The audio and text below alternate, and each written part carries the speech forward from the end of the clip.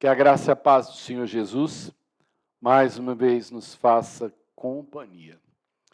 E o Espírito Santo de Deus que nos foi dado, ele é aquele que tira o véu das coisas encobertas, nos faz lembrar as coisas que Jesus disse e confirma no nosso coração aquilo que é verdadeiro, né? Então ele é fundamental nessa busca nossa em conhecer melhor a palavra e, aliás, é um privilégio conhecer a palavra. Hoje nós vamos entrar num conjunto de 3 cartas de Paulo. Faltam 4. Nós vamos ver 3. Essas 3 são chamadas de epístolas pastorais. 1º e 2º Timóteo e a carta de Paulo para Tito. Timóteo e Tito foram seus pastores, eram discípulos de Paulo, eles eram fruto do evangelismo de Paulo. E, particularmente, né, apesar da carta de 1º Timóteo estar ao lado da carta de 2º, né, de 2º Timóteo, 2ª epístola de Paulo a Timóteo, entre elas tem uma grande distância cronológica. Provavelmente a primeira é escrita entre a primeira e a 2ª prisão de Paulo, e a 2ª carta é a última epístola de Paulo, escrita pouco tempo antes do seu suplício e morte, né? Então, ainda que elas estejam juntas, o contexto delas é bem diferente. Vamos, através, né, da análise da primeira epístola de Paulo a Timóteo, entender então um pouco dessa questão das chamadas epístolas pastorais. O que significa isso? Porque as outras epístolas Paulo escreveu para igrejas e não foi para pessoas, né? Ele escreveu para a comunidade em geral. Bom, Timóteo é um moço que Paulo encontra quando ele passa na sua 2ª viagem por Listra. Lembre-se, Paulo chega em Filipos, converte, ali a igreja começa, né, a igreja europeia, e Paulo tem que fugir de lá, depois de ele ter sido preso, passa em Icônio e Listra. Em Listra, então, ele conhece Timóteo. Timóteo, então, deve ter aqui por volta de 20 anos de idade, ele é bem jovem, e ele tem uma origem judaica, né? A sua mãe é uma judia cristã, mas o pai dele é grego e provavelmente não é cristão. A avó também é cristã, né? Então a mãe se chama Eunice, a avó dele se chama Lloyd. Paulo menciona essas 2 pessoas na sua 2ª epístola que ela escreve a Timóteo. Timóteo, então, entra no grupo da 2ª viagem, já com a 2ª viagem de Paulo acontecendo. Então, Lucas e Timóteo integram a comitiva de Paulo a partir do meio da 2ª viagem. Provavelmente, Lucas é médico em Filipos e Timóteo é um jovem cristão de Icônio, né? Listra, desculpe. Timóteo, então, entra. Outra coisa, Lucas e Timóteo estarão com Paulo praticamente daqui para frente, todo o tempo, são fiéis companheiros de Paulo, né? Paulo passou para Timóteo várias missões. Ele, inclusive, é o que ajudou a escrever as epístolas aos Tessalonicenses. Ele também, né, participa de outras redações de epístolas. E a última epístola que Paulo escreve é para ele. Então, ele é uma pessoa realmente especial. Hebreus 13, 23 menciona que ele foi liberto. Então, provavelmente, ele também sofreu algum tipo de prisão que no livro de Atos não é mencionado, né? O Tito e Timóteo tinham personalidades diferentes. Timóteo era tímido, era retraído, era acanhado. Já Tito ele era impositivo, ele enfrentava as situações mais difíceis. Por isso que Paulo cuidava um pouco mais de Timóteo e mandava Tito geralmente onde os problemas eram maiores, né? Essa é uma prerrogativa que Paulo tinha, conhecendo, né, a característica dos seus obreiros. Bom, a razão dessa epístola é que Paulo deixa Timóteo na cidade de Éfeso, vai para Macedônia com a ideia de voltar rapidamente, mas ali ele se demora e então ele escreve essa carta para dar algumas orientações, algumas coisas que ele gostaria de fazer pessoalmente, ele então resolve fazer por escrito. Então, Timóteo está em Éfeso, e o que é Éfeso? É a maior obra de Paulo. É o lugar onde Paulo passou a maior parte do seu ministério. É uma igreja, nasce ali uma igreja bem doutrinada, uma igreja forte. Éfeso, portanto, se torna um centro cristão importante na Ásia Menor. E as igrejas nesse tempo, tanto Corinto quanto Tessalônica, não eram prédios como nós temos hoje, em que todo mundo se reunia no mesmo lugar. A igreja só passará a ter prédios 200 anos depois. Então, como é que funcionam essas igrejas, né, dessas que Paulo está fundando? Elas funcionam nas casas. Eram aquilo que nós chamamos talvez de células, de grupos familiares. As casas não eram grandes, né? Então, na verdade, se você pensar que Éfeso foi uma igreja que chegou a perturbar a vida econômica da cidade, porque interferiu no culto de Diana, então eram milhares de convertidos e reuniam-se em casas. Eu sonho que a igreja volte a se reunir também nas casas, né, no aconchego dos lares. E, de certa forma, cada casa tinha um pequeno pastor, tinha um líder, que hoje nós chamaríamos de líder de célula, líder de grupo familiar, quer dizer, era uma infinidade de pequenos pastores, e que, assim, esses obreiros, esses líderes, geralmente tirados de entre os próprios convertidos, eles precisavam ser trabalhados, né? E esse talvez fosse o trabalho de Timóteo em Éfeso, instruir seus pastores, coordenar aqueles que, de certa forma, estavam à frente, propriamente, do lidar com a igreja.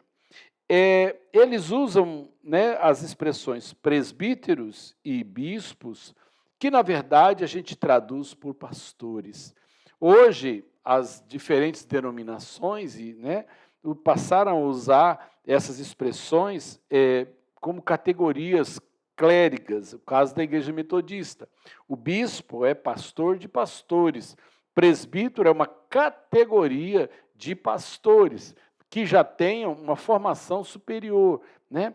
Mas isso não acontece, por exemplo, em outras igrejas. Mas aqui, na carta de Paulo, no início do cristianismo, presbítero e bispo são pastores. Lembrando que a expressão bispo está relacionado àquele pastor mais velho, aquela figura um pouco mais, né, de peso, como tinha o idoso no judaísmo, talvez tenha essa conotação. Geralmente, então, eram levantados entre os convertidos e precisavam, portanto, de alguma forma serem instruídos. Instruídos como? Não existia seminários, não existia Novo Testamento, o que existia era o Antigo Testamento, mas o cristianismo era algo novo, né? Então, o Espírito Santo e mais aquele que Deus levantava para semear essas igrejas tinha um trabalho enorme de formar liderança, formar pastores, né?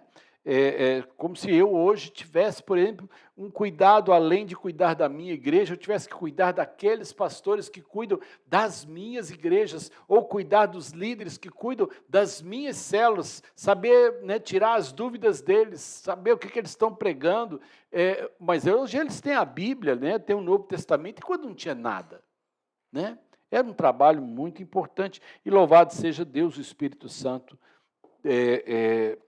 trabalhou, né, de uma forma especial esse começo da igreja, e hoje nós temos a Bíblia, nós temos todo o Novo Testamento, nós temos Bíblias, né, com toda forma de tradução, comentário.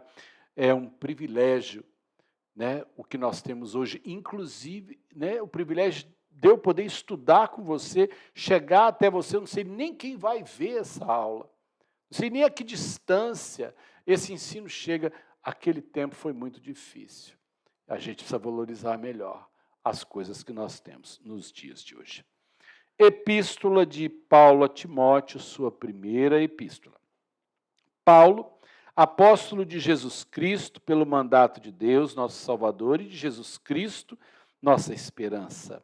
A Timóteo, verdadeiro filho na fé, graça, misericórdia e paz da parte de Deus, Pai, e de Cristo Jesus, nosso Senhor. Saudação bonitinha, né? Mandato de Deus, nosso Salvador, e de Cristo, nossa esperança. Gostei muito disso aqui. O ministério de Timóteo, portanto, em Éfeso, vamos ver aqui, Paulo vai falar, então, a respeito de falsos ensinos e pessoas também que se infiltraram como mestres na igreja de Éfeso, né? O forte de Éfeso era a doutrina. Então, se alguém quisesse influenciar, tinha que parecer uma autoridade no assunto. Quando eu estava de viagem rumo à Macedônia, te roguei permanecesses ainda em Éfeso para admoestares a certas pessoas a fim de que não ensinem outra doutrina. Então, Paulo achou que ele, na ausência dele, as pessoas iam aproveitar, né, porque Paulo provavelmente batia rapidinho em quem falava alguma coisa contrária. Então, ele diz, olha, você fica aí, porque eu quero que você seja meu ouvido e minha boca, né? Versículo 4. Nem se ocupem, né, a fim de que não ensinem outra doutrina, nem se ocupem com fábulas e genealogias sem fim, que antes promovem discussões do que o serviço de Deus na fé. Então, em vez de ficarem trabalhando, ficam batendo boca. E ele fala em fábulas e genealogias porque provavelmente eram pessoas que traziam da literatura apócrifa judaica lendas, histórias que, na verdade, não estavam na escritura considerada inspirada, mas começavam a fazer teologia em cima disso, né?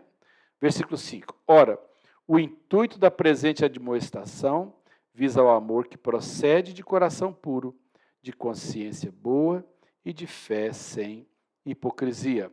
Desviando-se algumas pessoas dessas coisas, perderam-se em loquacidade frívola, quer dizer, em discurso, em falas que, né, sem valor, pretendendo passar por mestres da lei, não compreendendo, todavia, nem o que dizem, nem os assuntos sobre os quais fazem ousadas asseverações. Então, Paulo entende que é o seguinte, alguém escutava uma coisa, pegava aquilo como uma verdade, igual eu na escola que eu dei aula um dia, alguém estava falando, tentando impressionar outra pessoa, e ele falava para ela assim, olha, porque está na virada do ano 2000, porque 1000 chegará, 2000 não passará, né? Está na Bíblia.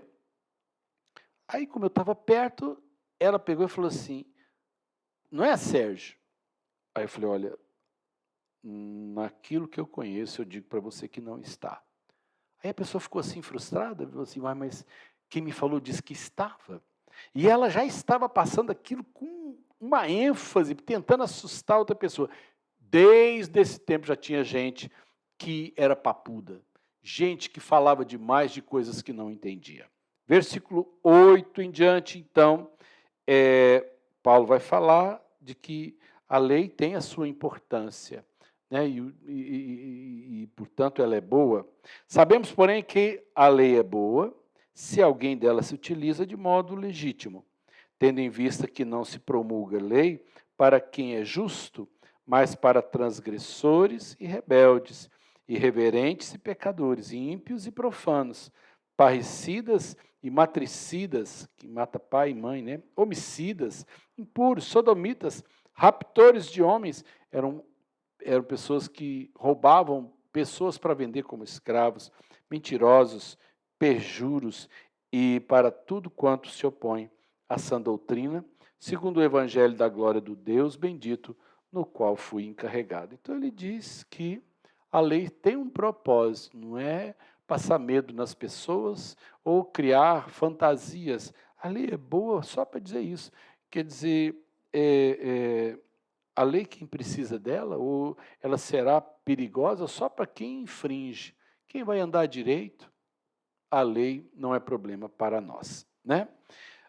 Seguindo adiante, nós vamos ver do versículo 12 ao 17 que Paulo assume a sua indignidade. Paulo diz que a sua conversão é, de certa forma, um instrumento, um exemplo de Deus, o que ele pode fazer numa vida que seja pecadora. Sou grato para com aquele que me fortaleceu, Cristo Jesus, nosso Senhor, que me considerou fiel, designando-me para o ministério, a mim, que no outro tempo era blasfemo e perseguidor e insolente, mas obtive misericórdia, pois o fiz na ignorância, na incredulidade. Transbordou, porém, a graça de nosso Senhor com a fé e o amor que há em Cristo Jesus. Fiel é a palavra e digna de toda aceitação. E qual é a palavra que é fiel e digna de toda aceitação? Porque tem 2 pontos. Que Cristo Jesus veio ao mundo para salvar os pecadores, dos quais eu sou o principal. Portanto, Paulo diz isso, né? A lei revelou-se para mim que eu era pecador, eu era errado. E eu ouvi a palavra perdoadora, a graça de Deus, e ele, portanto, me libertou de tudo isso, me perdoou. Então ele não se coloca acima de todos, ele se coloca como exemplo de alguém em quem a graça trabalhou. Versículo 16, mas por essa razão me foi concedida misericórdia para que em mim o principal, o pecador, evidenciasse Jesus Cristo e sua completa longanimidade e servisse eu de modelo a quantos hão de crer nele para a vida eterna. Como se diz, se eu fui salvo, se eu pude ser alcançado, Jesus, então qualquer um pode ser salvo. Eu era muito difícil, né? Assim ao Rei eterno, imortal, invisível, Deus único, honra e glória pelos séculos dos séculos. Amém. Ele termina esse momento, no momento mesmo de exultação. Eu já vi músicas feitas com esse versículo, né? Ao Rei eterno, imortal, invisível, Deus único, honra e glória pelos séculos dos séculos. Agora ele vai falar do bom combate. Esse é o dever que te encarrego, ó filho Timóteo, segundo as profecias de que antecipadamente foste objeto. Combate firmado nelas o bom combate, mantendo a fé e boa consciência, porquanto alguns, tendo rejeitado a boa consciência, vieram a naufragar na fé. Então, primeiro, Paulo diz, você, desde a sua avó, depois sua mãe, né, você tinha uma palavra, havia uma palavra profética sobre a sua vida e, portanto, em cima disso, que você é um plano de Deus, um projeto de Deus, mantenha a fé, a boa consciência, quer dizer, a razão, porque alguns, rejeitando a razão, afundaram na fé. Muita gente que resolveu partir para caminhos estranhos, né? Eu vivi isso já algumas vezes. Moços bons, desejosos de uma vida reta, entraram, sabe, nas ideias de algumas pessoas que jogaram eles contra a igreja, contra a doutrina, e hoje não estão em lugar nenhum. É o que costuma acontecer. Cuidado com aqueles que ficam enfiando em você doutrina que te afaste da sua comunidade. O propósito maligno, muitas vezes, é que você se decepcione conosco e depois se decepcione para onde você foi. E aí você não fica em lugar algum. O Brasil hoje tem muito mais evangélicos desviados do que evangélicos dentro das igrejas. Fruto de quê? Fruto desse tipo de gente que não consegue entender que igreja é um lugar de gente imperfeita e que eu preciso estar, primeiro, para eu também melhorar e, segundo, para eu ajudar outros a caminharem e amadurecerem na fé. Né? Aí ele vai falar de dois aqui. E dentre esses se contam Himeneu e Alexandre, os quais entreguei a Satanás para serem castigados a fim de não mais blasfemarem. Essa expressão entregar para Satanás é tirar a cobertura da igreja de sobre ele. Se você congrega, você está debaixo da cobertura da graça. Quando eu oro pela igreja, o Senhor abençoa a igreja, sabe, eu estou estendendo meu guarda-chuva que eu seguro sobre a sua vida ou a vida daquele que confia a cobertura da sua vida a mim. Himeneu, né, e Alexandre foram pessoas que estavam desviando gente da igreja em Éfeso. E Paulo, então, tira a cobertura. Essa ideia de entregar a Satanás é para que, pelo sofrimento, quem sabe, a cabeça cai no lugar. Né? Paulo faz a mesma coisa lá em Coríntios, 1 Coríntios, capítulo 5. Seguindo adiante, capítulo 2, né? O capítulo basicamente tem relação com uma instrução de oração, mas ele vai trabalhar de alguma forma uma crítica a respeito, né, da mulher que na cultura grega e na cultura daquele tempo saía do padrão. Versículo 1, capítulo 2. Antes de tudo, pois, exorto que use a prática de súplicas, orações, intercessões, ações de graça em favor de todos os homens. Ele está falando aqui, súplica, oração, intercessão e ação de graça. São tipos diferentes de oração. Então ele diz sobre isso a favor de todos os homens, em favor dos reis e de todos os que se acham investidos de autoridade, para que vivamos vida tranquila e mansa, com toda piedade e respeito. Isso é bom e aceitável diante de Deus, nosso Salvador, o qual deseja que todos os homens sejam salvos e cheguem ao pleno conhecimento da verdade. Interessante, ele acabou de entregar dois aqui para Satanás, mas essa entrega para Satanás não é no sentido de puni-los, é no sentido que, de alguma forma, seja ruída a prepotência, seja ruída neles, né, a malignidade, para que, quem sabe, se chegue ao arrependimento. Paulo, então, diz que a gente deve orar por todos, orar por autoridades, porque a vontade de Deus não é que as pessoas se percam, mas é a salvação de todos. Versículo 5, porquanto há um só Deus e um só mediador entre Deus e os homens, Cristo Jesus, homem, o qual a si mesmo se deu em resgate por todos, testemunho que deve se prestar em tempos oportunos. Então, aqui um versículo importante, marque ele na sua Bíblia, porque há um só Deus,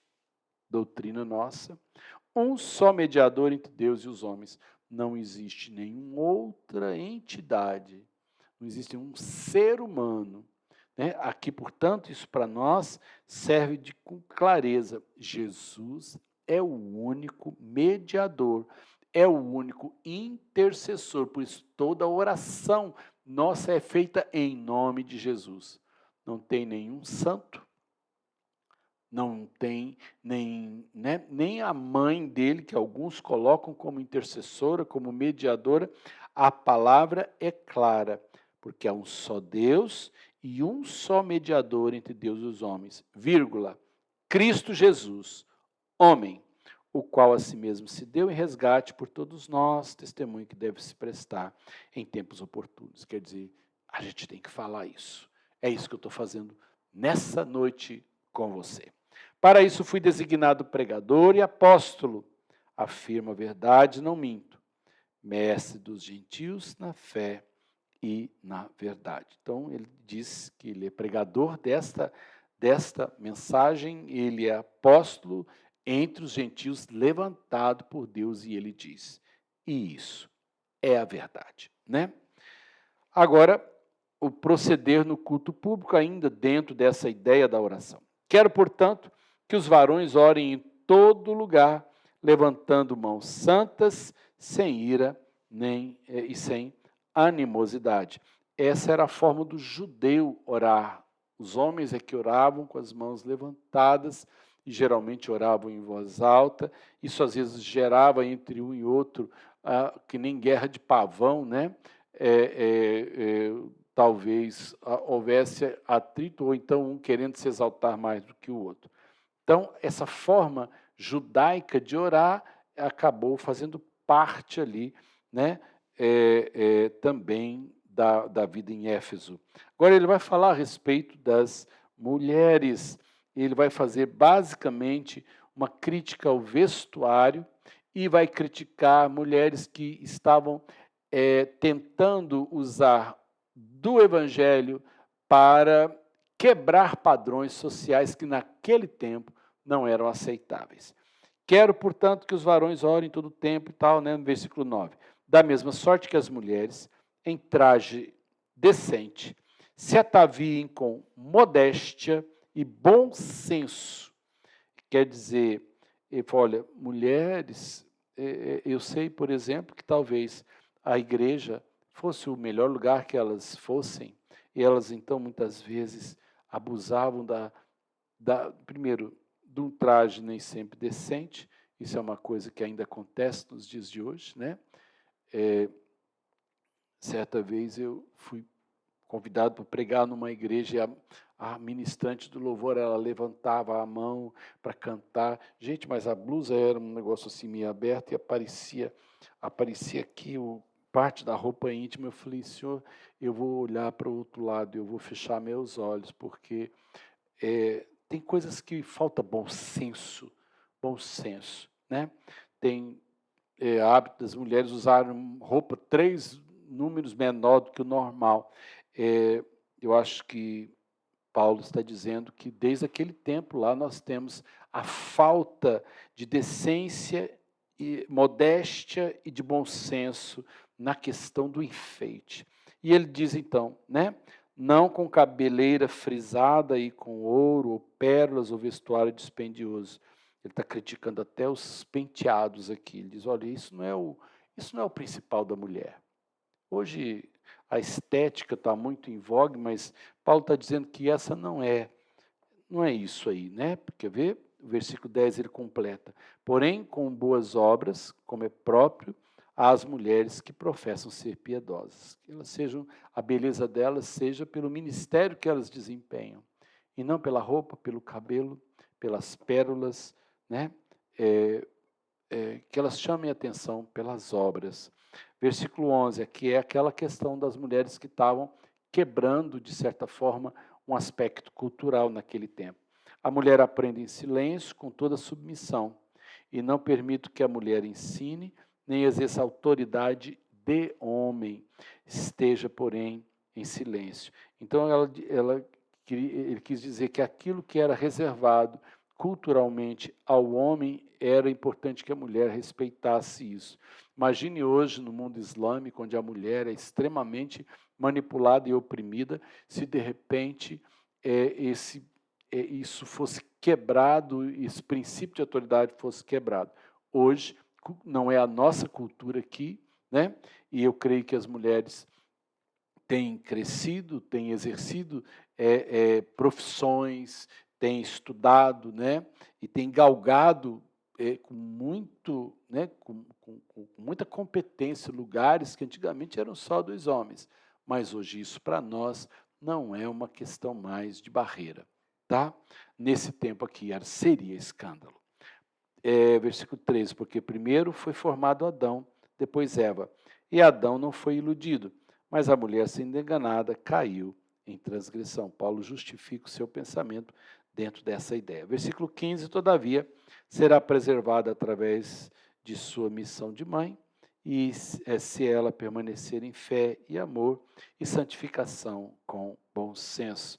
Então, Paulo entende que na maternidade, no papel familiar, a mulher, então, exerceria também ali, com dignidade, com amor, com santificação, o seu papel na sociedade, né? Sabemos que hoje vai além disso, mas esse é o pensamento cultural desse tempo. No capítulo 3, nós vamos ver agora qualificações, quer dizer, Paulo está orientando Timóteo a respeito dos seus líderes. Então, ele está falando agora de bispos e de diáconos, lembrando que bispos são pastores, diáconos são auxiliares, não são pessoas que servem, né? Versículo 3. Fiel é a palavra.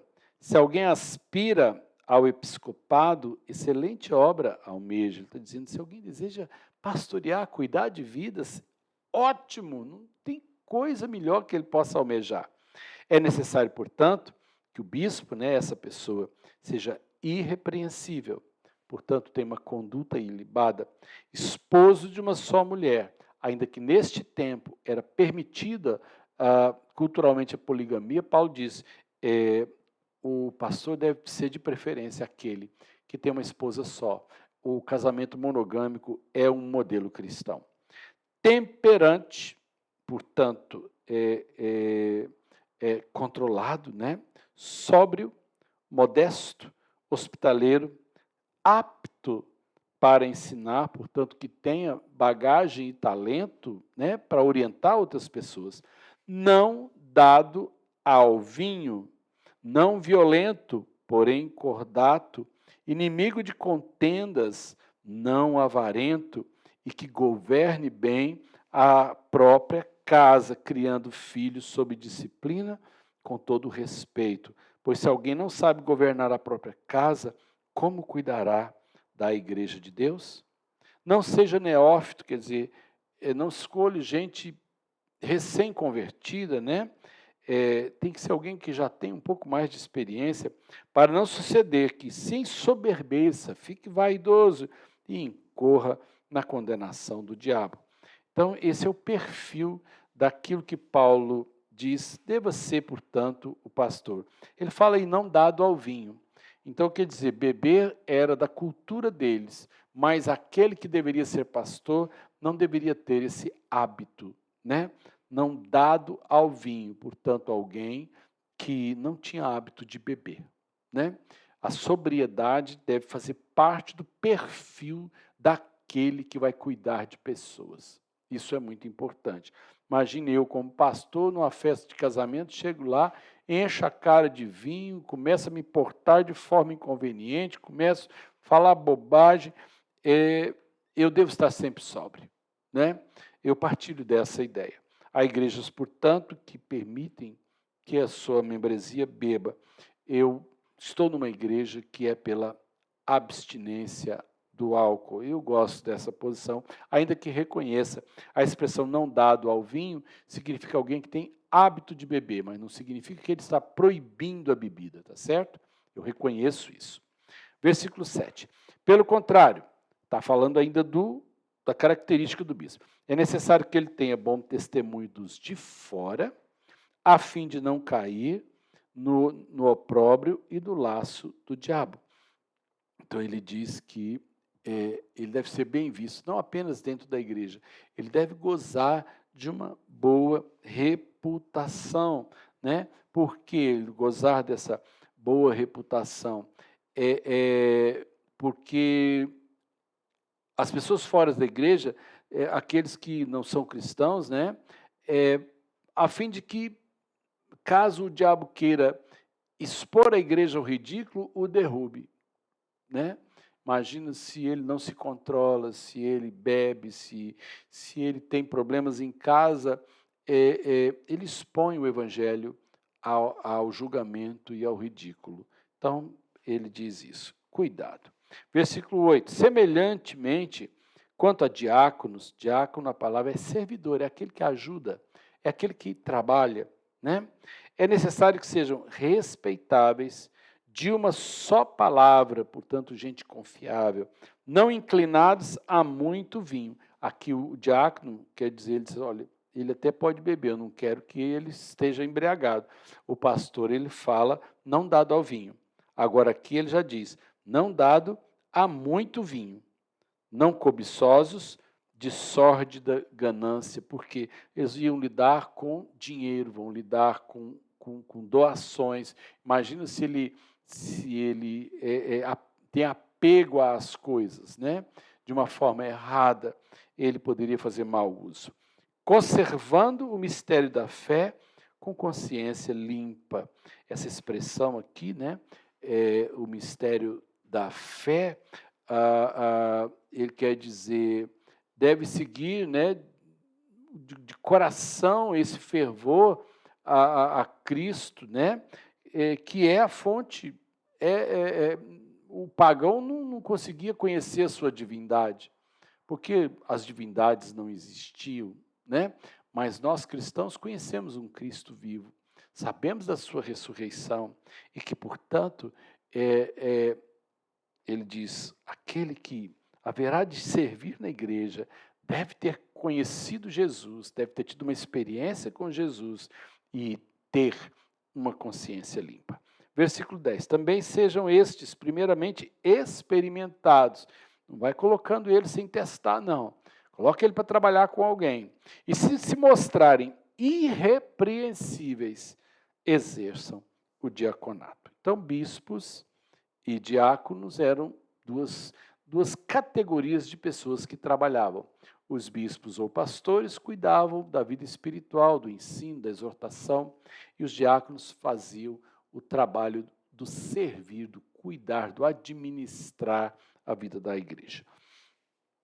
Versículo 10, 11. Da mesma sorte, quanto às mulheres, é necessário que sejam elas respeitáveis, não maldizentes, temperantes e fiéis em tudo. Aqui, alguns acham que essas mulheres está falando da esposa dos diáconos. A impressão que nós temos, e que eu já ouvi também no estudo, é que havia a diaconisa, haviam mulheres que também poderiam servir, mas esse é o perfil daquelas, né? Elas têm que ser respeitáveis, não maldizentes, quer dizer, não tem a boca suja, né?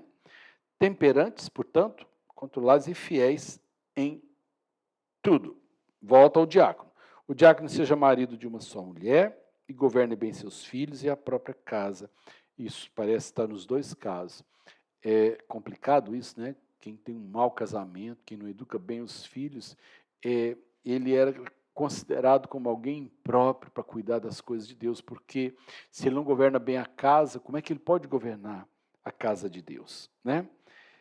Versículo 13, pois os que desempenham bem o diaconato alcançam para si mesmos justa preeminência e muita intrepidez na fé em Cristo Jesus. Então ele está dizendo que aqueles que se saírem bem, né, como diáconos, serão bem recompensados, né, com o respeito dos outros, a respeito, né, ele vai adquirir a admiração, ele vai servir de um modelo, de estímulo, para que outros também desejem servir ao Senhor com o seu trabalho.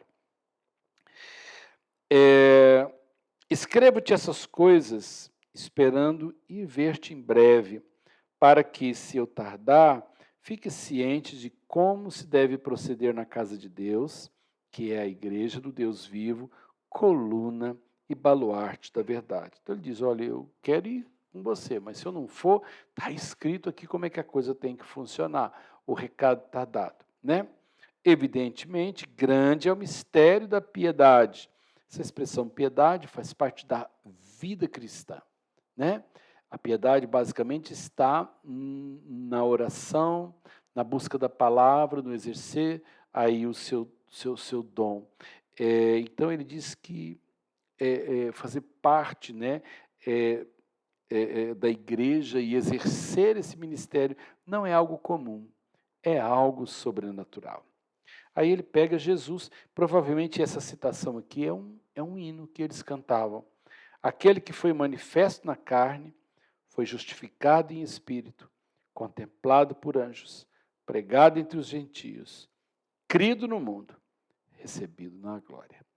É uma trovazinha, provavelmente, de um cântico que a igreja cantava. Capítulo 4 vai falar, então, de algo que Paulo avisou 7 anos antes, quando ele passou por Éfeso. Olha, quando eu sair daqui, vão infiltrar no meio de vocês lobos ferozes. Primeiro quer explorar vocês e gente que quer confundir vocês, né? Versículo 1, capítulo 4. Ora, o Espírito afirma expressamente que nos últimos tempos alguns apostatarão da fé por obedecerem a espíritos enganadores e a ensino de demônios, pela hipocrisia dos que falam mentiras e que têm cauterizada, queimada, né, a própria consciência, a própria razão. Então, Paulo está dizendo, olha, nos últimos tempos, e portanto, mais agora do que naquela época, nós seríamos, nós seríamos agredidos, atacados por ensinos que são, na verdade, demoníacos, né?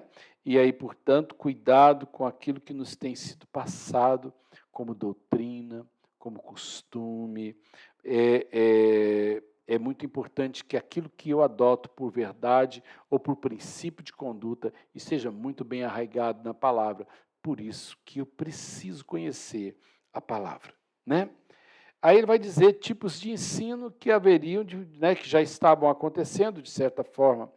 Então ele vai dizer, né, que proíbe o casamento e exige abstinência de alimentos que Deus criou para serem recebidos com ações de graça pelos fiéis e por quantos conhecem plenamente a verdade. Pois tudo que Deus criou é bom e recebido com ações de graça, nada é recusável, porque pela palavra de Deus e pela oração é santificado. Então, ele está dizendo que as pessoas entrariam, né, transformando nossa fé em regras de conduta. As pessoas têm muito essa ideia. Você é evangélico? Sou. O que a sua igreja proíbe? Como se pertencer a um grupo religioso fosse, na verdade, seguir uma série de regras. Não. Não é isso, né? A igreja não é um clube que tem regras de permissão e regras de proibição. Então, Paulo fala, presta atenção, porque vão tentar transformar a fé, a graça, nesse punhado de regras, aí ele fala, vão proibir casamento, abstinência de alimento, tudo isso como se isso fosse. Cuidado que hoje em dia tem igrejas que dizem que se você comer carne de porco, você está pecando, né? Misturar esse tipo de coisa na graça de Deus. Versículo 6, Paulo então vai falar a respeito do perfil do bom ministro, já que Timóteo estava com a tarefa, né, de formar pastores e acompanhar e exortar e corrigir pastores jovens ali. Expondo essas coisas aos irmãos, serás bom ministro de Cristo Jesus, alimentado com as palavras da fé e da boa doutrina que tem seguido. Então, ele diz, olha, esse é o padrão. Você precisa ser o padrão do seu grupo. Mas rejeita as fábulas profanas e de velhas caducas. Exercita-te pessoalmente na piedade. O que são essas fábulas profanas e de velhas caducas? Sabe aquelas histórias que vó contava para a gente, aquelas coisas inventadas e que a gente que era criança acreditava que no pé do arco-íris tinha um pote de ouro, né? Ele diz isso, olha, sai desse tipo de ensino, né? Dessas fábulas. Então, tem muita fábula no meio também da doutrina, muita coisa que nos é colocada e que a gente às vezes acredita que no pé do arco-íris tem um pote de ouro. Então ele diz, exercita-te pessoalmente na piedade. Lembra que piedade é uma palavra que significa na busca de Deus, na busca da palavra, na busca do Senhor em oração, né? Versículo 8. Pois o exercício físico para pouco é proveitoso, mas a piedade para tudo é proveitosa, porque tem a promessa da vida, que agora é e daqui há de ser. Então, Paulo está dizendo que quem fazia exercício, quem ia para a academia, na verdade estava querendo só melhorar a vidinha daqui, mas que a piedade te levava para uma promessa de vida eterna, né? Hoje eu reconheço, o exercício físico é necessário, eu estou lutando aqui para fazer o meu, para manter minha saúde cardíaca, para não entupir minhas artérias, para não perder minha massa muscular por gordura.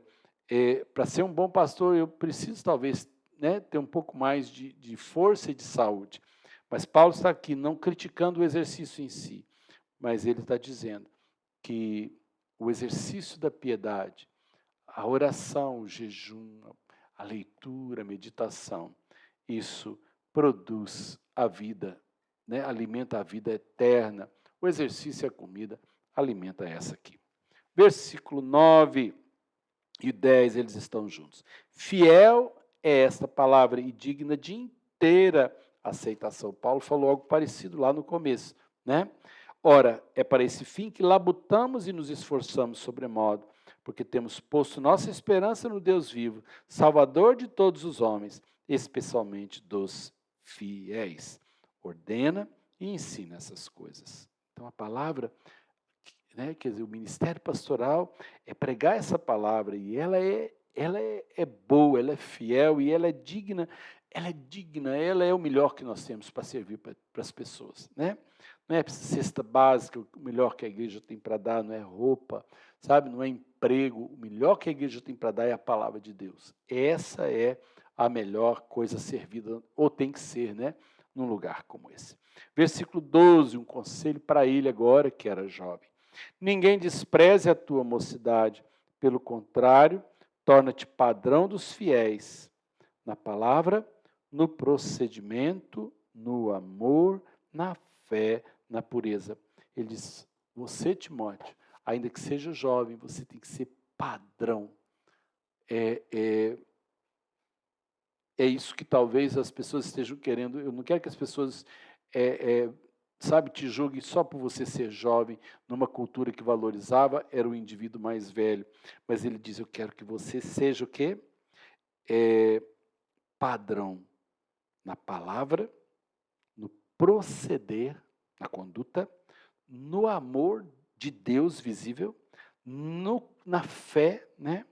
E no coração e nos olhos, né? Na pureza daquilo que ele tinha que ser visto como um homem limpo. Versículo 13, até a minha chegada, aplica-te à leitura, à exortação e ao ensino. Leitura do quê? Não tinha Novo Testamento, então ele tinha que ler o que Paulo tinha escrito e ler o Antigo Testamento, porque era a referência. Viu? Aqui, hoje nós temos o Novo Testamento, hoje nós estamos estudando o Novo Testamento, louvado seja Deus. Não te faça negligente com o dom que há em ti, o qual te foi concedido mediante profecia, com a imposição das mãos pelo presbitério. Então ele diz isso, você foi colocado por Deus nesse lugar. Não fale, não faça mal feito, não seja negligente. Medita essas coisas, versículo 15, e nelas ser diligente, dedicado, para que o teu progresso a todos seja manifesto. Tem cuidado de ti mesmo e da doutrina. Esse de ti mesmo quer dizer o seguinte, cuidado com o que você faz e com o que você pensa, porque isso pode comprometer seu nome, né? Sua credibilidade. Tem cuidado de ti mesmo e da doutrina. Continua nestes deveres, porque fazendo assim, salvarás tanto a ti mesmo como os teus ouvintes. Capítulo 5 vai falar dos deveres do pastor com os demais, né? Porque eu, como pastor, eu cuido de vidas. Então, Paulo vai dar aqui uma direção a respeito do pastorado, né? O que é a função? Então, ele vai falar com o Timóteo. Não repreendas o homem idoso, antes exorta-o como a pai, aos moços como a irmãos, as mulheres idosas como a mães, as moças como a irmãs, com toda a pureza. O fato de eu ter autoridade, isso não me dá direito de ser rude, de ser grosseiro, né? Eh, eu procuro, eu às vezes também fico nervoso, mas eu não posso, né? Eu não posso ter o direito de maltratar as pessoas porque eu tenho autoridade sobre elas. Deus diz para Moisés: eu quero que você diga à rocha para elas dar água para o povo. E Moisés estava nervoso aquele dia e ele bateu na rocha. E Deus falou: por que você fez isso? Eu não estou te dando o direito de perder a paciência com as pessoas. Isso aqui é um desafio, meu amigo, minha amiga. Então ele diz: nós temos, né, nós que pastoreamos, nós que lidamos com a célula, nós que lidamos com o aluno da escola dominical, ele diz isso. A gente precisa fazer isso né, de forma cordata. Agora ele vai falar do cuidado com a família, e aqui ele dá um cuidado especial com viúvas. Por quê? As viúvas eram os órfãos e as viúvas eram dois segmentos extremamente desprezados e desamparados naquela geração. E, portanto, a igreja tinha, de certa forma, um compromisso de cuidar de viúvas. Tinha um Bolsa Família de viúvas lá, né? Honra as viúvas, verdadeiramente viúvas. Mas se alguma viúva tem filhos ou netos, que estes aprendam primeiro a exercer a piedade para com a própria casa e a recompensar seus progenitores, pois isso é aceitável diante de Deus. Então ele diz o seguinte: a viúva que tem família, a família tem que aprender a exercer a questão da piedade, quer dizer, eles têm que ter, né, uma visão espiritual de que eles são responsáveis por ela, eles têm que cuidar dela. Então, quando ele fala em viúvas verdadeiramente viúvas, ele está falando de viúvas desamparadas. Aquela, porém, versículo 5, que é verdadeiramente viúva e não tem amparo, espera em Deus e persevera em súplicas e oração noite e dia. Entretanto, a que se entrega aos prazeres, mesmo viva, está morta.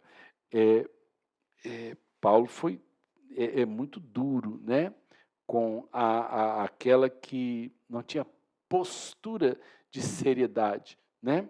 Então ele diz, aquela que, na verdade, depois de viúva, mesmo que esteja viva, mas perdeu a noção né, do pudor, da moral, ele disse, essa mulher já morreu, pode estar viva, mas já morreu. Versículo 7, prescreve, pois, essas coisas para que sejam irrepreensíveis. A viúva tem que ser irrepreensível. O fato de ter sido casada talvez aumente ainda mais o compromisso ético e moral de ser ela exemplo. Se tiver filho, filha, se for uma liderança da igreja, mais ainda, ela deve zelar do nome que ela carrega, que agora ela é uma viúva também do Senhor. Ela carrega na conduta dela o próprio nome do Evangelho. Né? Versículo 8. Ora, se alguém não tem cuidado dos seus, especialmente dos da sua própria casa, tem negado a fé e é pior do que o descrente. Quem negligencia sua casa, ele está dizendo, o descrente às vezes é melhor, é muito mais responsável do que esse cidadão. Né? Versículo 9. Não seja escrita senão viúva, que conte ao menos 60 anos de idade, tenha sido esposa de um só marido, seja recomendada pelo testemunho de boas obras, tenha criado filhos, exercitado a hospitalidade, lavado os pés dos santos. Era isso um sinal de humildade e de dedicação. Lavar os pés dos santos era um trabalho humilde, em que a mulher, portanto, não se negava a servir. Né? Socorrida a atribulados, se viveu na prática zelosa de toda boa obra. Coitada, eu acho que tinha pouca viúva que ia chegar nesse critério. Né? Ele falou em 60 anos de idade, numa época que os homens morriam cedo. Paulo tenta dar uma ordem, não sei se lá em Éfeso a coisa era um pouco bagunçada, né? Então ele fala que a viúva, as mais jovens talvez ainda pudessem trabalhar, ainda tivessem condição talvez, né, de desenvolver um outro relacionamento, viúvas que talvez tivessem condição de sobrevivência e ele não queria que elas fossem pesadas à igreja, né? Versículo 11, mas rejeita viúvas mais novas, porque quando se tornam levianas contra Cristo, querem casar-se, tornando-se condenáveis por anularem seu primeiro compromisso. Paulo está falando aqui a respeito das viúvas mais moças. Na verdade, elas desrespeitaram um voto talvez feito de servir Jesus a partir daí. Paulo está dizendo que a viúva tinha o seu amparo na igreja. Paulo não era favorável a muitos casamentos, tanto que ele vai dizer, né, aquela viúva que teve um marido só, ele dava muito valor a isso. É um pensamento de Paulo, tá? Então, Paulo dizia o seguinte: viúva jovem, vai abrir mão de estar com a igreja para sair e procurar casamento, né? Então ele diz isso. Versículo 3: além do mais, aprendem também a viver ociosas, andando de casa em casa, e não somente ociosas, mas ainda tagarelas e intrigantes, falando o que não devem. Paulo era radical contra as viúvas jovens, particularmente aquelas que perdiam a ética, perdiam o bom senso e se expunham ao ridículo, ou talvez expondo-se ao ridículo para angariar outro casamento, né?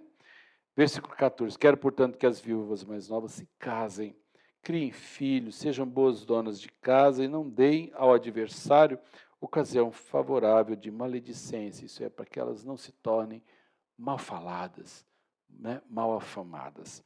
Versículo 15, pois com efeito, já algumas se desviaram seguindo a Satanás. Então, provavelmente, ele já tinha alguns casos de viúvas que acabaram numa vida completamente errada e deixaram, portanto, a comunhão, provavelmente atrás de relacionamento geralmente não santificado. Versículo 16, se alguma crente tem viúvas em sua família, socorra-as. Não fiquem sobrecarregada a igreja, para que esta possa socorrer as que são verdadeiramente viúvas. Então, essa basicamente é a ideia de Paulo. A igreja tem responsabilidade com as viúvas, mas com aquelas que sejam verdadeiramente viúvas, né? Agora ele vai falar dos pastores novamente. Conselhos a respeito dos presbíteros, né? Dos pastores. O presbítero e o bispo têm a mesma conotação. Aquele que cuida, pastoreia. Devem ser considerados merecedores de dobrados honorários os presbíteros que presidem bem, com especialidade os que se afadigam na palavra e no ensino. Paulo fala isso, cuidem bem daquele que gasta seu tempo em ensinar e pregar. Pois a Escritura declara, não amordaces o boi quando pisa o trigo, e ainda o trabalhador é digno do seu salário. Não aceite denúncias contra presbítero, senão exclusivamente sob o depoimento de 2 ou 3 testemunhas. Então ele diz o seguinte, o pastor, cuidado porque muita gente às vezes tem inveja do seu lugar, ou quer derrubá-lo, como muita gente tem essa intenção de ver ou de expor a falha daquele que é seu líder. Então ele diz, olha, cuidado, mas mediante o depoimento de 2 ou 3 testemunhas, então aceite denúncia, né, contra um presbítero, porque aliás, se ele já chegou a ser ali, né, uma autoridade sobre a igreja, é porque ele já foi peneirado antes. Então, muito cuidado, ele diz isso. Não aceite uma denúncia sem fundamento. Versículo 20. Quanto aos que vivem no pecado, ele está falando de presbíteros, portanto, pastores que vivem, portanto, no erro. Repreende-os na presença de todos, para que também os demais temam. Então, ele diz que o pastor que era pego em pecado, ele era exortado publicamente. Né? Versículo 21, conjuro-te perante Deus e Cristo Jesus, e os anjos eleitos, que guardes esses conselhos, sem prevenção, nada fazendo com parcialidade. Ele diz, não quero que aqueles que são seus amigos tenham um tratamento diferente. Né? Seja imparcial, seja justo.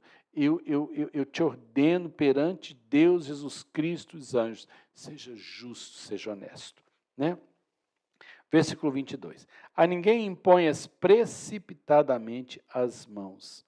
Não te tornes cúmplice de pecados de outrem. Conserva-te a ti mesmo puro. Quando eu, pastor dessa igreja, coloco a minha mão oficialmente dando uma posição de autoridade a alguém, eu estou dando o meu aval a ela. E se por acaso eu coloquei alguém imaturo, despreparado, não genuinamente convertido, primeiro eu estou tornando eu estou permitindo ele ser, primeiro, objeto de ataque maligno, e segundo, de escândalo. Né? Então, eu devo ter muito critério naqueles que eu vou estabelecer como autoridade, porque eu respondo por isso. Então, ele diz, não se torne cúmplice, que aí eu sou cúmplice. Se ele for mal, eu também fui mal, porque fui eu que coloquei ele lá. E ele diz, conserva-te a ti mesmo puro.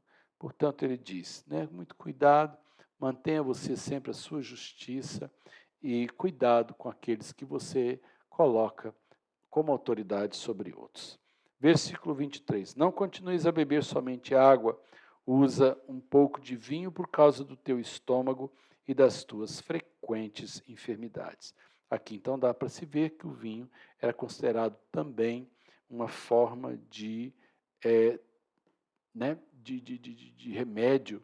E Paulo, então, diz, olha, você tem, a gente sabe que ele tinha alguma fragilidade, e talvez isso pudesse ajudá-lo. Wesley dizia, né, o fundador da Igreja Metodista, que a ceia, o metodista bebia na ceia, a ceia de Wesley era com vinho, e mediante conselho médico. Portanto, os médicos da época de Wesley também receitavam vinho ou medicamentos ou ervas que ficavam em infusão no vinho. Né? Portanto, o vinho já fez parte, por exemplo, do biotônico Fontoura, hoje não faz mais. Então, Paulo tem essa visão, né, quando ele vai falar lá dos presbíteros, dos bispos, ele diz, ele não é dado a vinho. O diácono diz, não seja muito dado a vinho. Então, isso já está valendo para Timóteo, que era pastor. Mas ele diz, por causa das suas doenças, use um pouco de vinho. Versículo 24. Os pecados de alguns homens só são notórios e levam a juízo. Quer dizer, tem erros de homens que você percebe claramente. Então, tem pastor que vai errar e você está vendo que ele está errando. Né? Aí ele vai dizer, mas ao passo que outros, só mais tarde é que vai aparecer. Então, eu sei que você não vai dar conta de perceber tudo. Alguns, rapidamente, você percebe que são ruins. Outros, você vai levar tempo. Da mesma forma, né, ele diz que o contrário pode acontecer. As boas obras, antecipadamente, se evidenciam. Aquilo que é bom, que ele faz. Mas, mesmo assim, tem outras que só vamos perceber. O bem vai demorar a aparecer, quem sabe, só na glória. Nós vamos saber de algumas coisas boas que aconteceram por mão de bons pastores. Capítulo 6, para nós fecharmos, né, a leitura de 1 Timóteo. Dos senhores e dos servos, Paulo vai tratar mais uma vez, numa cultura em que havia escravidão. Não era essa escravidão típica, né, como foram as dos negros no Brasil, de senzala, de chicote, de vender os filhos, mas era como se fosse um empregado de alguém que não recebia salário. Ele tinha que servi-lo. Né? Então, vamos lá. Todos os servos que estão debaixo de jugo, considerem-se digno de toda a honra o próprio Senhor, para que o nome de Deus e a doutrina não sejam blasfemados. Então, ele diz, você que está debaixo de jugo, quer dizer, você perdeu a sua liberdade por alguma forma, então é o seguinte, tratem dignamente o seu senhor, porque eu não quero que um mau testemunho de vocês, o nome de Deus seja blasfemado porque vocês forem ruins. Então, quer dizer, isso vale hoje, se você é um bom empregado, você dignifica o nome do Senhor, mas né, se você for ruim, você, na verdade, expõe o nome de Deus à vergonha. Tempos atrás aí, o pessoal recebeu a propina e eles fizeram uma oração agradecendo a Deus o dinheiro, como se aquilo viesse de Deus. Isso pegou muito mal, né? Então, Paulo diz isso. Vocês que estão debaixo, portanto, de servidão, honrem o seu Senhor, porque isso, de certa forma, é bom testemunho. Versículo 2. Também os que têm Senhor fiel, não o tratem com desrespeito. Quer dizer, se em compensação o seu Senhor é também cristão, isso não te dá direito a não entender que você é escravo e ele é Senhor. É uma regra social que não pode ser quebrada. Pelo contrário, trabalhe ainda mais, pois ele, que partilha do seu bom serviço, é crente e amado. Ensina e recomenda essas coisas. Então, foram algumas direções, né, que Paulo dá sobre família. Ele falou, então, né, sobre repreensão, sobre viúvas, sobre como lidar com erros dos pastores, ou com a retribuição, né, e agora dos escravos. Ele vai falar agora, no capítulo 6, sobre os falsos mestres e os perigos que a riqueza pode, né, o dinheiro em igreja era um risco desde aquele tempo.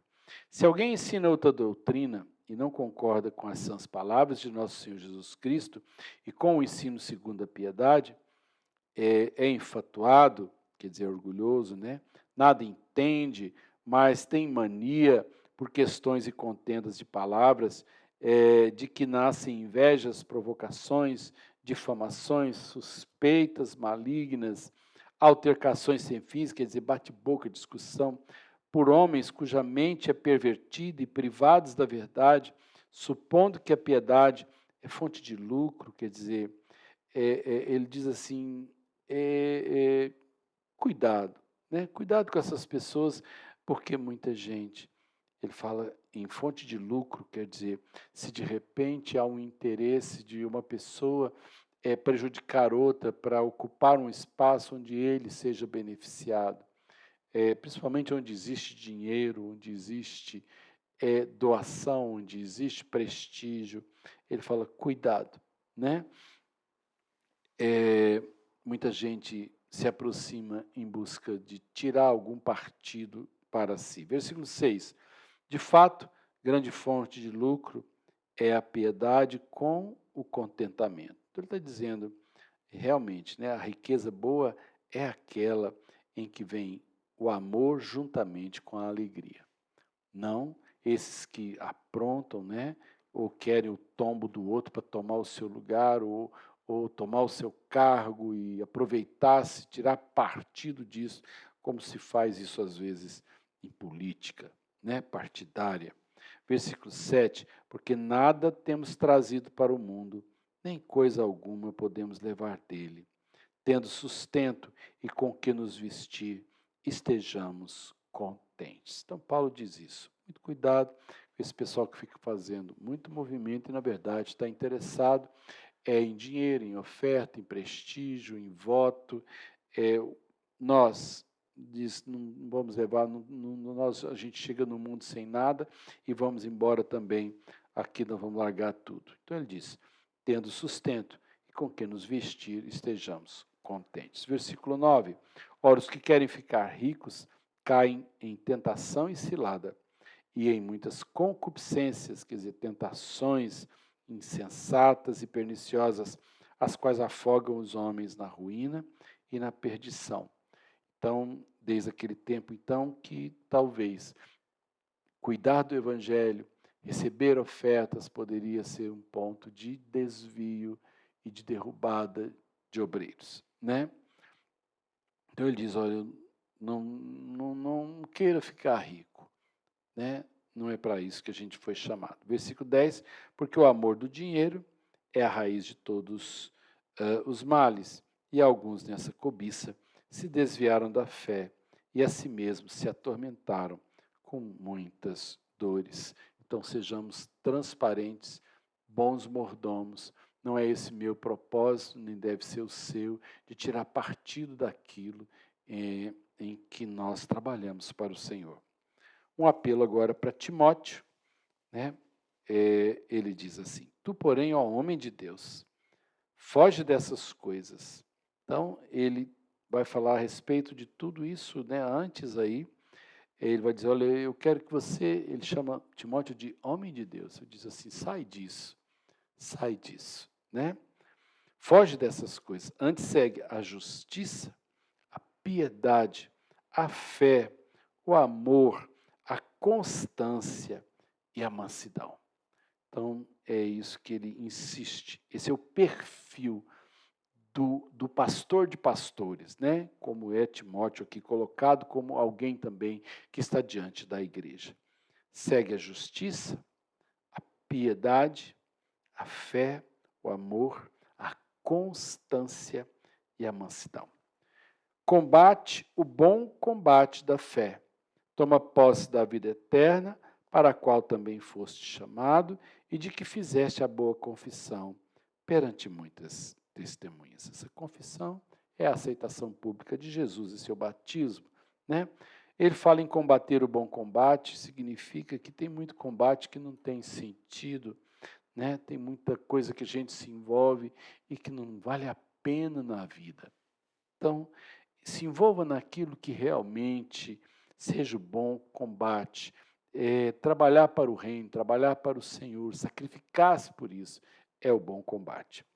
Versículo 13, exorto-te perante Deus, que preserva a vida de todas as coisas, e perante Cristo Jesus, que diante de Pôncio Pilatos fez a boa confissão, que guardes o mandato imaculado, irrepreensível até a manifestação de nosso Senhor Jesus. Que mandato? O que ele recebeu, né? Que ele, de certa forma, ele não se perca. Guarda isso que te foi outorgado, né? Guarda isso que te foi entregue, né? Até a manifestação de nosso Senhor Jesus Cristo. 15. A qual, em suas épocas determinadas, há de ser revelada pelo bendito e único soberano, o Rei dos reis e Senhor dos senhores, o único que possui imortalidade, que habita em luz inacessível, a quem homem algum jamais viu, nem é capaz de ver. A ele honra e poder eterno. Amém. Esse versículo eu marquei na minha Bíblia, porque ele está falando a respeito de Jesus Cristo, né? Ele está falando no versículo 15, o único soberano, o Rei dos reis, o Senhor dos senhores. Aí no versículo 16 ele diz, o único que possui imortalidade. Tem gente que acha que nós somos imortais, que, portanto, nós somos eternos. Não, eu acredito que Paulo está dizendo que a imortalidade é uma propriedade de Cristo. E nele, nós podemos também receber a mesma imortalidade. Jesus disse, eu vim para que tenham vida e a tenham em abundância. Portanto, Jesus veio para dar vida a quem perdeu a vida por causa do pecado, né? Vou ler de novo o 16. O único que possui imortalidade, que habita em luz inacessível, a quem homem algum jamais viu, nem é capaz de ver. A ele honra e poder eterno. Ele está falando de Jesus na sua condição de glorificado, né? Aquele que participa desde o princípio da criação com Deus. Façamos o homem, lá estava Cristo, né? Cristo se torna um homem para resgatar a humanidade e ele volta para o Pai. É isso que Paulo está dizendo. Paulo vai fazer aqui uma exortação aos ricos para a gente terminar. Ele diz assim: exorta aos ricos do presente século que não sejam orgulhosos, né? Nem depositem a sua esperança na instabilidade da riqueza, mas em Deus, que tudo nos proporciona ricamente para o nosso aprazimento. Então ele diz o seguinte, os ricos do presente século, né, aqueles que têm esse poder econômico, que eles não se orgulhem, nem confiem no seu dinheiro, porque isso acaba, mas que o seu orgulho e a sua confiança devam estar no Deus, né, vivente e que, de certa forma, cuida de nós. Versículo 18, falando a esses ricos, né? Versículo 18, que pratiquem o bem, sejam ricos de boas obras, generosos em dar e prontos a repartir, que acumulem para si mesmos tesouro sólido, fundamento para o futuro, a fim de se apoderarem da verdadeira vida. Então ele diz isso, vocês que de alguma forma, né, ajuntaram, não depositem no poderio da riqueza a sua esperança, né, mas em Deus. Ele, na verdade é Ele que proporciona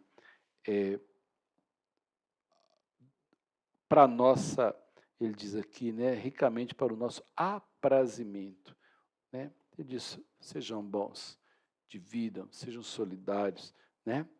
E não se percam com a riqueza, mas que a riqueza ajude vocês a se apoderarem da vida que é verdadeira. Conselho final e a bênção apostólica. Que tu, ó Timóteo, guarda o que te foi confiado, evitando os falatórios inúteis e profanos e as contradições do saber, como falsamente lhe chamam, pois alguns, professando, se desviaram da fé. A graça seja convosco. Deixa eu explicar isso aqui. Então, ele diz aqui no final, ele fala esse conselho ao seu pastor que cuidava de outros pastores. Então, ele diz, guarda o que te foi confiado. Então, guarda a sua posição, guarda o ensino, né? Guarda isso que te foi entregue, evitando falatórios inúteis e profanos, quer dizer, bate-boca, que nos fazem, na verdade, muitas vezes, nos expor, né? Então ele diz, olha, evita os falatórios inúteis e profanos e as contradições do saber, como falsamente lhe chamam. O que são as contradições do saber? Entrar em polêmica vazia. Alguém me doou um livro que explicava a guarda do sábado. E ele disse, eu queria que o senhor lesse esse livro e depois debatesse comigo. E eu vi que o propósito dele não era, na verdade, tirar uma dúvida sobre o que eu pensava a respeito do sábado. Ele queria que eu lesse aquele livro e que depois nós tivéssemos um bate-boca, né? No bom sentido, um debate para que ele me derrotasse numa discussão teológica. Primeiro, eu sou seguro em relação ao que eu creio. E eu não vou perder tempo, nem em ler o livro, nem em bater boca com ele, né? Eu creio que às vezes a gente discute muita coisa que, né, acabamos nos separando. Nós vamos ter agora, por exemplo, eleições. Eu me preocupo quando as pessoas, agora que entram nos falatórios inúteis e profanos, não é só sobre teologia, é quando a gente, por causa de direita ou de esquerda, a gente começa a se tornar inimigo ou a ter repelência pelo outro que é meu irmão, por causa de ideias que são meramente humanas, né? Então, cuidado com as contradições do saber, tem coisa que não vale a pena bater boca. E Paulo ainda termina dizendo, pois alguns professando, quer dizer, alguns que entraram nessas armadilhas, acabaram se desviando da fé. Tive muita gente preciosa que entrou nessas teologias perigosas, a igreja do remanescente, o que é isso? Na verdade, essa igreja que está aí é filha bastarda, né? Tem um restinho aí de gente que ainda é a igreja pura, essa igreja não tem templo, não tem isso. Aí começa a enveredar. Muito cuidado quando te jogarem contra a igreja, quando te jogarem contra as instituições, porque essas pessoas, na verdade, querem que no final você esteja fora de tudo, inclusive do reino. E ele termina dizendo, a graça seja convosco. Vamos orar e encontraremos novamente para fazer a segunda epístola de Paulo a Timóteo, é uma epístola menor, mas tem uma grande importância, porque é a última carta de Paulo, é a última que ele escreve em vida. E, portanto, pouco tempo depois, Paulo será morto. E aí Paulo aqui entende, né, que ele realmente está por um fio a sua vida. E aí veremos então no nosso próximo encontro, 2 Timóteo e a carta de Paulo a Tito. Vamos orar? Obrigado, Senhor Deus, pelo encontro de hoje e que nos conselhos dados por Paulo ao seu jovem pastor que cuidaria de líderes e pastores, nós também possamos ser instruídos no dia de hoje para sermos melhores obreiros, para sermos servos dentro do reino, para também, ó Deus, a partir dos mesmos conselhos, sermos achados fiéis naquilo que nos foi confiado. Obrigado pela oportunidade, nós oramos em nome de Jesus. Amém. Graça e paz aos amados irmãos e irmãs.